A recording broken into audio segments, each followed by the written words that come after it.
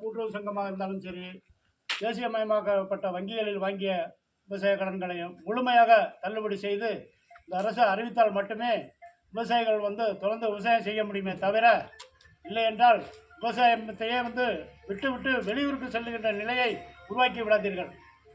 அதேபோல் விவசாயிகள் வாங்கிய ஒரு 10,000 ரூபாய் கடனுக்காக விவசாயிகளை மரியாதை இல்லாமல் அலுவலர்கள் திட்டுகின்றனர். அதனை கருத்தில் கொண்டு விவசாயிகள் தற்கொலை செய்து கொள்கிறார்கள்.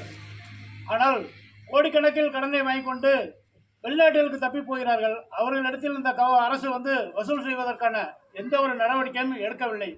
இது போன்ற தவறுகளை எல்லாம் சரி செய்து விவசாயிகளுக்கு முழுமையாக இந்த கடன்களை தள்ளுபடி செய்ய வேண்டும் என இந்த நேரத்தில் கேட்டுக்கொள்கிறேன். மேலும் உரங்களின் விலை எடுத்துக்கிட்டீங்கன்னா 1,450 ரூபா விற்ற உரம் 2,250 ரூபா, ஒரு மூட்டைக்கு 650 ரூபாயிலிருந்து 750 ரூபா வரைக்கும் கூடுதலாக விற்குது.